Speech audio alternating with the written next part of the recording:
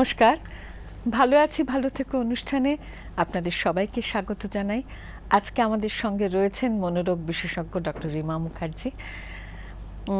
জানেন এই মানে কদিন আগেই একটা কথা ভাবছিলাম যে সেই জন্মাষ্টমী গেল তো তখন মনে হচ্ছিল যে ওই তোমারে বুধিবে যে গোকুলে বাড়িছে সে, তো কৃষ্ণ গোকুলে বেড়েছিলেন, কিন্তু আমরা জানি না যে আমাদের জীবনটাকে আস্তে আস্তে মানে প্রায় একেবারে একটা কালো মেঘে ঢেকে দেওয়ার আয়োজন চলছে। সেটাও কিন্তু প্রায় একটা গোকুল, কিন্তু খেয়াল করছি না। আমরা আমাদের শারীরিক নানা রকম উপসর্গ নিয়ে চিন্তিত, তার জন্য ডাক্তারের কাছে যাচ্ছি, তাদের সঙ্গে কথা বলছি, কি করে পরিত্রাণ পাওয়া যায় তার উপায় খুঁজছি, লাইফস্টাইল মডারেশন নিয়ে কত কথা বলছি। কিন্তু শরীর পেরিয়ে যে আরেকটা কিছু, যে আমাদের সমস্ত কিছুর নিয়ন্তা হয়ে রয়েছে, সেই মনকে নিয়ে আমরা কজন চিন্তিত ভাবিত। এই মুহূর্তে যখন আমরা জানতে পারি যে শুধু ভারতবর্ষেই এই মুহূর্তে প্রায় ৬০ লক্ষের ওপরে মানুষ মানসিক সমস্যায় রয়েছেন, মানসিক রোগে আক্রান্ত হয়েছেন এবং প্রতিদিন তার সংখ্যা বাড়ছে, তখন একবার চমকে যেতে হয় না? ওই আমাদের গোকুলটা কোথায়, কোথায় এই আয়োজনগুলো চলছে, এই নিয়ে আমাদের ভীষণ চিন্তা হয়। আর বিশেষ করে দেখুন, সামনেই রয়েছে আমাদের 10ই সেপ্টেম্বর, যে তারিখটা আত্মহত্যা প্রতিরোধ দিবস। এই প্রতিরোধ সারা পৃথিবী জুড়ে, বিশ্ব আত্মহত্যা প্রতিরোধ দিবস। তার মানে গোটা পৃথিবীতে এই মানসিক সমস্যা এবং সেই কারণে যে নানান ধরনের ঘটনা ঘটছে, তার অন্যতম হচ্ছে আত্মহত্যা, বিভিন্ন বয়সে আত্মহত্যা। তো আজকে আমরা একটু এই বিষয় নিয়ে কথা বলতে চাই। আপনাদের যাদের এই সংক্রান্ত কোনো প্রশ্ন আছে তারা প্রশ্ন করুন, বা যদি কোনো অভিজ্ঞতা থাকে সে অভিজ্ঞতা আমাদের সঙ্গে শেয়ার করুন। পরিবারে চেনা কারুর মধ্যে যদি কোনো অভিজ্ঞতা থাকে সেটা শেয়ার করুন। আর যদি কারো তেমন অন্য কোনো বিষয় থাকে একান্ত যে রিমার সঙ্গে একটু আলোচনা করতে চান, তারাও টেলিফোন করবেন। ফোন নাম্বার বলি 40073267, 40073269। আপনারা আসুন।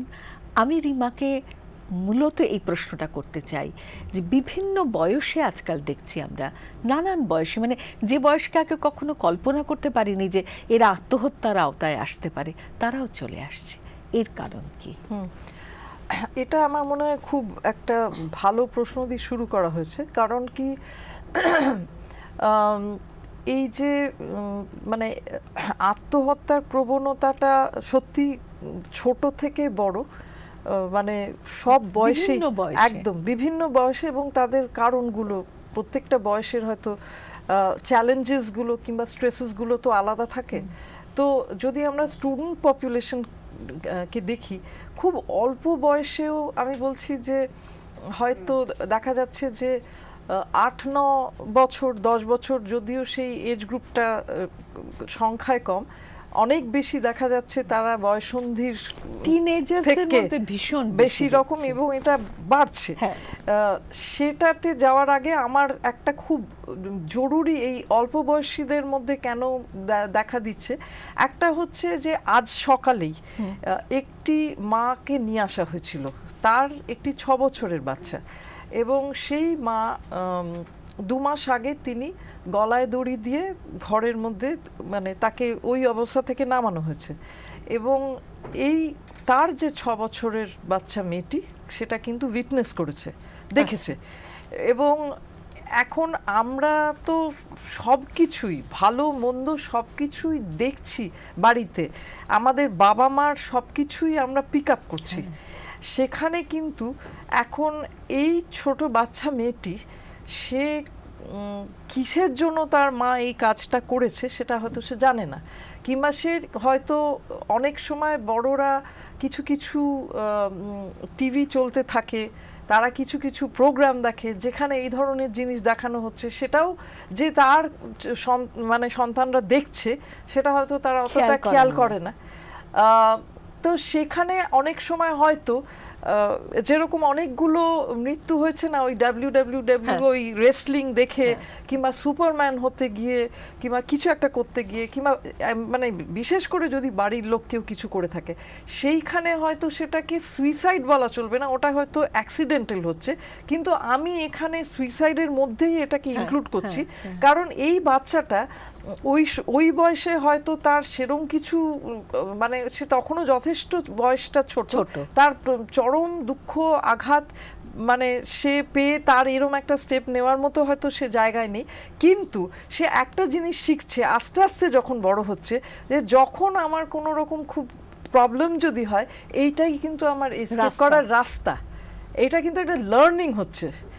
কাজে একটা বাচ্চা শিখে যাচ্ছে যে আমার যদি আমার মা, মানে সে তো আস্তে আস্তে হয়তো জানতে পারবে যে ওর মা একটা কিছু কোপ করতে পারেনি, কিংবা খুব দুঃখ পেয়ে, কিংবা খুব রেগে গিয়ে এটা করেছে, তো সেও তো এটা শিখছে। কাজে এই জায়গাটা আজকে এই মহিলা বলল না আমার কোনো প্রবলেম নেই, এত কিছুর পরেও কিন্তু মহিলা বলল আমার কোনো প্রবলেম নেই।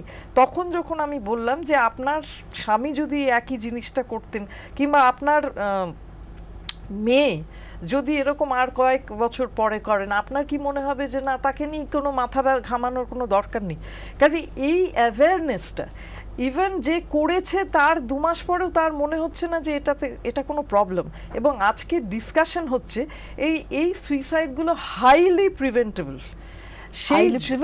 হ্যাঁ, আজকে আমরা একটা সুইসাইডও হওয়া উচিত না। আজকে আমরা অ্যাক্সিডেন্টের বিষয়ে আমরা বলতে পারবো না, কিন্তু সুইসাইডটা তো আমি নিজে স্বেচ্ছায় একটা স্টেপ নিচ্ছি। আমার মানে সেইখানে তো আমি আজকে সেই মানুষটিকে যদি মানসিক দিক থেকে এমনভাবে তৈরি করতে পারি, কিংবা এমনভাবে তাকে মানে সেই মনের অবস্থা কিংবা মনের জোর যদি থাকে, তাহলে সেই স্টেপটা নেবে কেন? এবং সেই জন্য আমাদের প্রত্যেকের উঠে পড়ে লাগা দরকার এটাকে প্রিভেন্ট করা।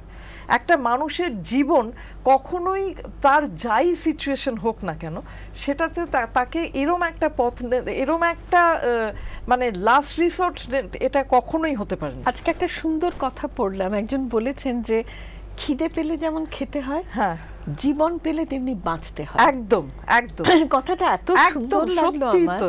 জীবন একটা তো তুমি জীবন পেয়েছো, তুমি বাঁচবে না কেন? একদমই তাই। একটা ফোন আছে আমাদের। হ্যাঁ, হ্যালো হ্যালো। হ্যাঁ, হ্যালো, বলুন। হ্যাঁ, আমি নানুর বীরভূম থেকে সৌমি দাস বলছি। হ্যাঁ, বলুন। হ্যাঁ, আমি দুজনকে নমস্কার করছি। নমস্কার। হ্যাঁ, বলুন। হ্যাঁ, আমি আমার একটা ছোট অভিজ্ঞতা আমি শেয়ার করতে চাই। সেটা হচ্ছে আমার জেঠু মেয়ে, তার নাম পায়েল। হ্যাঁ, তো আমি মানে এই কিছুদিন আগে, বছর 3-4 সে মারা যায় সুইসাইড করে। হ্যাঁ, তো সে যখন বিয়ে হয়, তার মানে সে বিয়ে করতে চায়নি, তার একটা মানে বিয়ের আগে একটা সম্পর্ক ছিল তার ছেলের সঙ্গে, মানে সমবয়সী ছেলের সঙ্গে। তো সে চেয়েছিল যে তাকে বিয়ে করতে, মানে মেয়েটা চেয়েছিল ছেলেটাকে বিয়ে করতে, কিন্তু ছেলেটা যেহেতু পড়াশোনা করছে, ছেলেটা পড়াশোনায় খুবই ভালো, আর মেয়েটিও পড়াশোনায় খুব ভালো ছিল, গান বাজনা করতো, আর খুব, দুজনের সম্পর্কটাও খুব ভালো ছিল।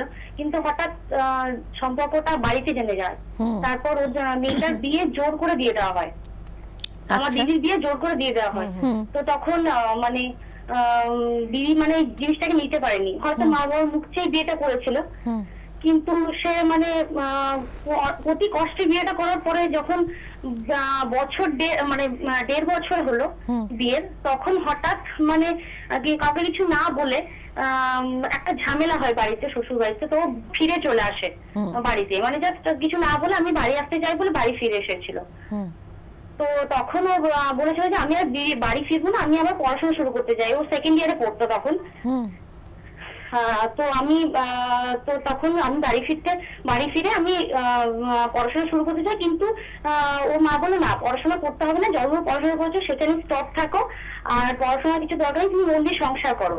তো ছেলেটার সঙ্গে আবার দিদির মতো বিয়ে পরে সম্পর্কটা আবার নতুন ভাবে তৈরি হয়।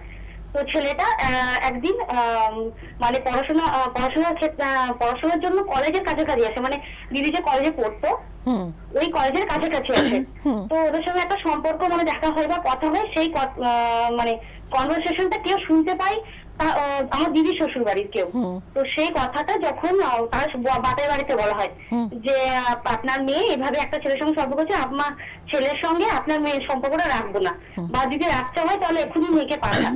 তো সে ওই সম্পর্কটা মানে যেহেতু দেখছে যে নতুন ভাবে সম্পর্ক হয়েছে, তো মানে ও মানে ভেবেছিল যে আমি শ্বশুরবাড়িতে যে সম্পর্কটা হচ্ছে ওটাকে স্টপ করে আমি নতুন ভাবে সংসারটা করব, মানে বুঝতে পেরেছি বুঝতে পেরেছি। হ্যাঁ হ্যাঁ, হ্যালো হ্যালো, হ্যাঁ লাইনটা কেটে গেছে।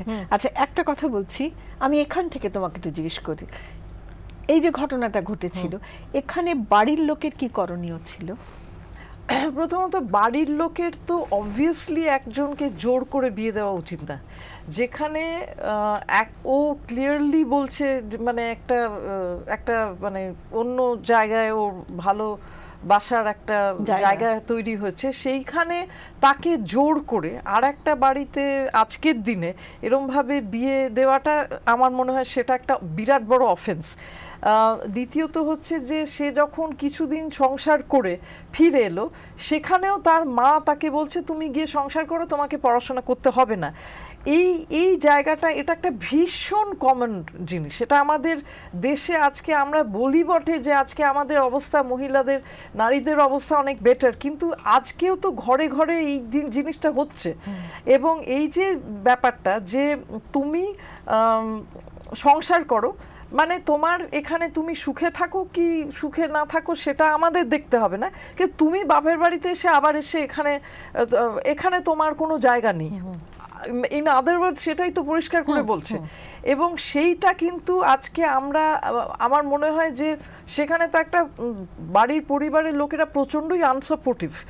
আর যদি তার প্রথম কথা হচ্ছে যদি বাড়ির লোকেরা কোনো কারণে একটা ছেলেকে তারা না মেনে নিতেই পারে, সেইখানে তাদের উচিত ছিল যে তুমি তাহলে আগে নিজের পায়ে দাঁড়াও, আমরা তোমাকে আগ বাড়িয়ে কোনো কাউকেই বিয়ে দেব না, কিন্তু তুমি নিজের পায়ে দাঁড়াও, তারপরে তুমি নিজের কি ডিসিশন নেবে সেটা হ্যাঁ তারপরে আমরা এর মধ্যে আসছি না এবং আমরা সেটা মেনে নেব না।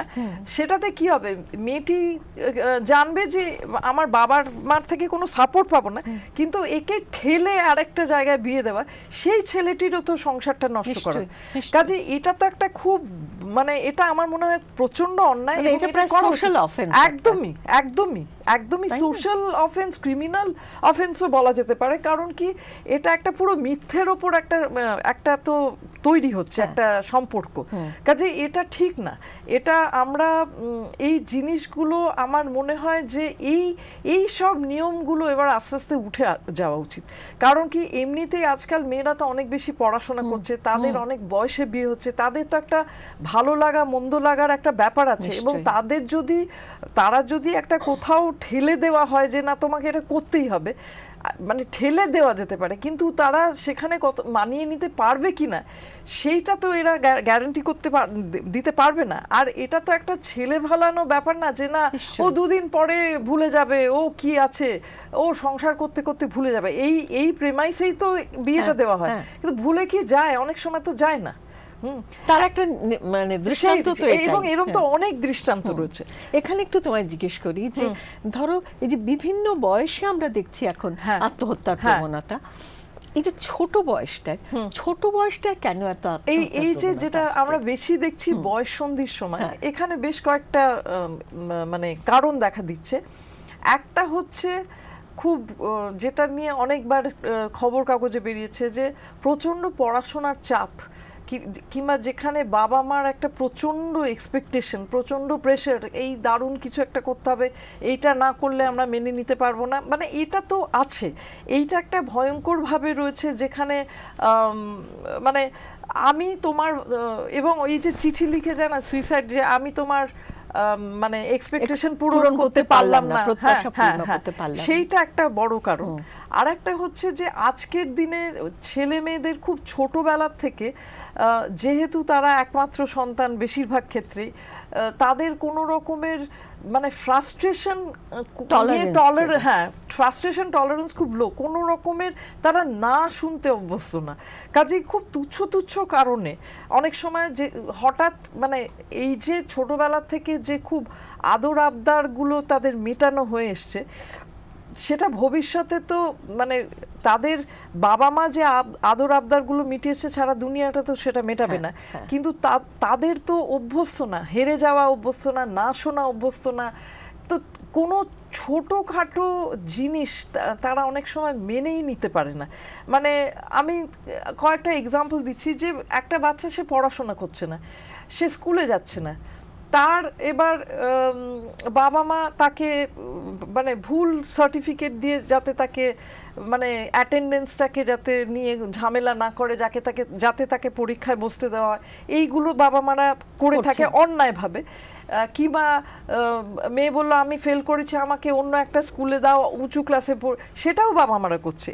এইগুলোতে কি হচ্ছে, তারা তো কোনো কনসিকুয়েন্স ফেস করতে শিখছে না, তারা নিজেরা এক একটা করে মানে তারাই গন্ডগোল পাকাচ্ছে, নিয়ে সবসময় এক্সপেক্ট করছে যে বাবা মা সেটা থেকে রেস্কিউ করবে। এখন কোনো একটা সেই হয়তো গন্ডগোল পাকিয়েছে, কিংবা হয়তো একটা কিছু ঝগড়া হয়েছে কি কিছু হয়েছে যেটাকে নিয়ে সে জাস্ট কোপ করতে পারছে না, তখন সে এরকম একটা স্টেপ নিচ্ছে। আর একটা ফোন আছে, একটু নিয়ে নিই, তারপর আবার ফিরছি। হ্যালো, নমস্কার। নমস্কার। আপনাকে নমস্কার ডক্টর মুখার্জি, আপনাকেও। আমার একটা প্রশ্ন আছে, সেটা হচ্ছে যে আমি অনেক ছোট বয়সে মানে আজ থেকে প্রায় বছর 7-8 আগে আমার বিয়ে হয়েছিল। তখন আমি জাস্ট গ্রাজুয়েশন তখনো কমপ্লিট করিনি। এবার তারপরেই আমার বিয়ে হয়, আমি নিজে দেখে বিয়ে করি, কিন্তু বিভিন্ন কারণে, এবং তিনি আমার সমবয়সী ছিলেন, আমার ক্লাসমেট ছিলেন, আমার বিয়েটা টেকেনি।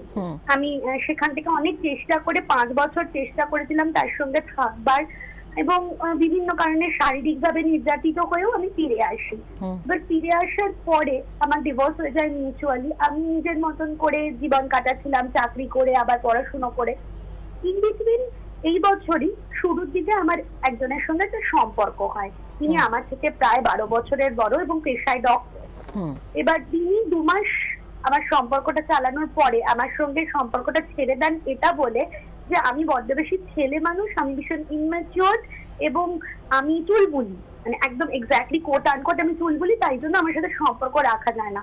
তারপর থেকে আমি একটা অদ্ভুত সিভিয়ার ডিপ্রেশনে চলে যাই, এবং আমার নিজস্ব যা কনফিডেন্স ছিল যে আমি যা পারি সেগুলো বোধহয় আমি পারি না, আমার বারবার এরকম কেন হচ্ছে। এবং বিশ্বাস করুন, আমার নিজেকে শেষ করে দেওয়ার একটা চূড়ান্ত জায়গা প্রত্যেক দিন আমার মনে হয় আমি নিজেকে যেভাবে হোক শেষ করে দিই, কিন্তু আমি পারি না কোনো কারণে, হয়তো মায়ের মুখটা ভেসে ওঠে বলেই পারি না। আমি এটা থেকে বেরোতে চাইছি, কিন্তু কি করে কি করব আমি জানি না। এদিকে আমার একটা মেন্টাল ব্লকেজ আছে যে আমি নিউরোসাইকিয়াট্রিক মেডিসিন খাওয়া মানেই বোধহয় আমি পাগল। তো আমি সব মিলিয়ে ভীষণ একটা নাজেহাল অবস্থায়, আমি জানি না আমি কি করব, আমার যদি একটু দিশা দেন। আচ্ছা, আমরা একটা ছোট্ট বিরতি নেব, নিয়ে ফিরে আসছি, তারপর রিমা উত্তর দিচ্ছেন।